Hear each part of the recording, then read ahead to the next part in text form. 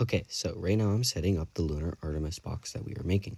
I'm adding paper so that you can check when if water seeps into our box, and I'm also adding sponges because that is what the form of insulation and protection for our baseballs that I'm using. I'm also using a waterproof bag, as you've seen I just put in there. Push it with enough pressure to make sure that no water seeps through. Alright, now we're going to move on to testing.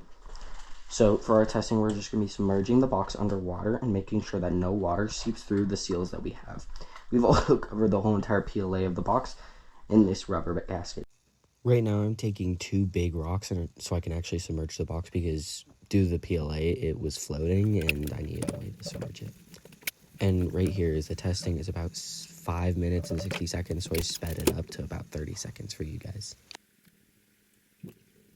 One of the problems that we ran into with testing before was the PLA was actually becoming waterlogged once it got in there, so the water wasn't seeping through our seals because our seals were completely dry, but the whole entire bottom of the box would actually seep water into it, so when we would take it out, it was a really big problem. So instead, we just submerged the entire box into rubber sealant, and that helped a lot.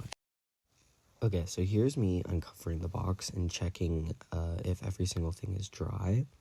The box was really wet on the outside, and like I said before, the waterlog problem was still a little bit of an issue, but it was way, way better.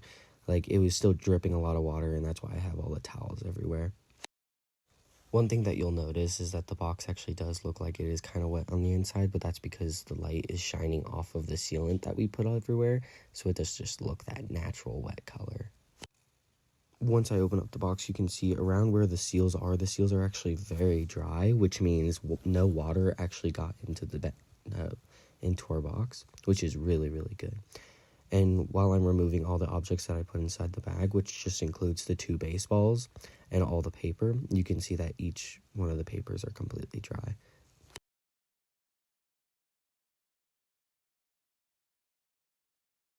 Next, I'm going to more of the bottom of the box. This is where we were having issues before because the sponges were getting too wet because water was seeping through the PLA.